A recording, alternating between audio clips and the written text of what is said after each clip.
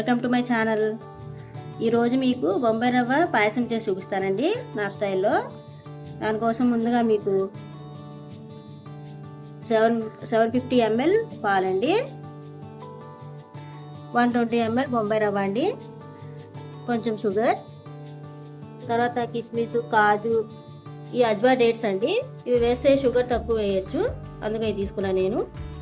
నెయ్యి, సాఫ్రాన్, నానబెట్టిన బాదం పప్పులండి. ప్రాసెస్ చూపిస్తాను మీకు ఇప్పుడు. ముందుగా పాలను బాగా వేడి చేసుకోవాలండి.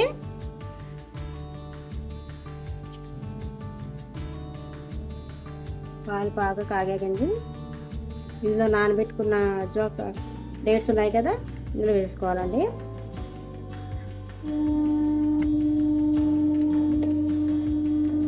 అడుగంటగా కలుపుకుంటూ ఉండాలండి పాలను.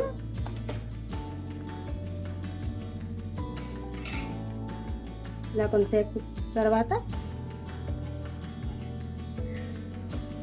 షుగర్ వేసేయాలని అందులో నేను చేసి చూపిస్తాను.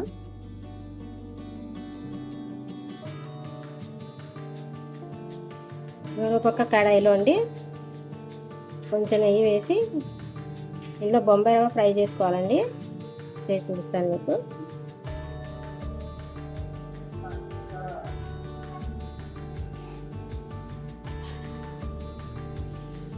లైట్గా ఫ్రై చేసుకోవాలండి.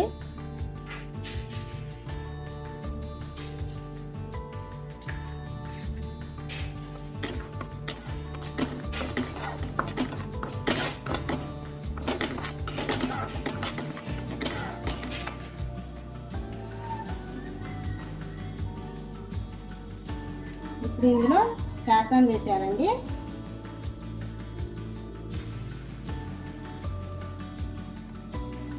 కలపాలండి.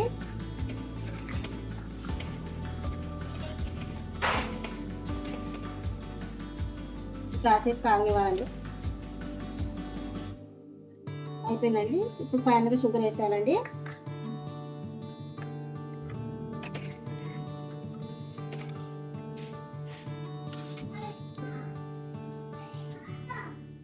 ఇప్పుడు బాగా అయిపోయిందండి. ఇందులో కొంచెం యాలకుల పొడి కూడా వేయాలండి. వేసి బాగా కలపాలండి.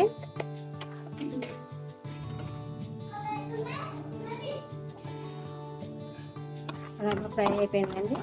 ఫ్రై చేసుకోవాలి. ఇది చల్లానివ్వాలండి దీన్ని. తర్వాత ఇదే కడాయిలో అండి ఇంకొంచెం నెయ్యి వేసి డ్రై ఫ్రూట్స్ ఫ్రై చేసుకోవాలండి. ఇది నేను చేసి చూపిస్తాను. నెయ్యి బాగా ఎక్కిపోయిందండి. ఫస్ట్ అయితే జీడిపప్పు వేసి ఫ్రై చేసుకోవాలండి. అది కొంచెం ఎర్రగా అయిన తర్వాత కిస్మిస్ వేసుకోవాలండి.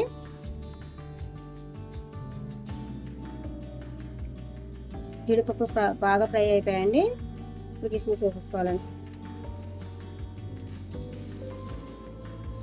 కూడా కొంచెం ఫ్రై చేసుకోవాలండి. కిస్మిస్ కూడా బాగా ఫ్రై అయిపోయాయండి. ఇవి తీసి పక్కన పెట్టుకోవాలండి. రవ్వ చల్లారిపోయిందండి. ఇందులో వేసేసుకోవాలి. మనం ఇద్దరు కట్టుకుంటా బాగా కలుపుకోవాలండి.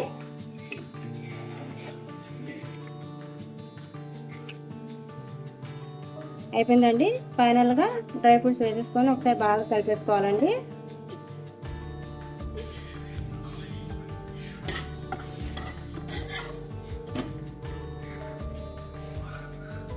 ఫైనల్గా బాదం పప్పు కూడా వేసేసుకోవాలండి ఇందులో.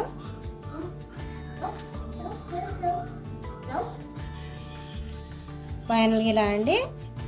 మరీ పలుచగా ఉండకూడదు, మరీ గట్టిగా ఉండకూడదండి.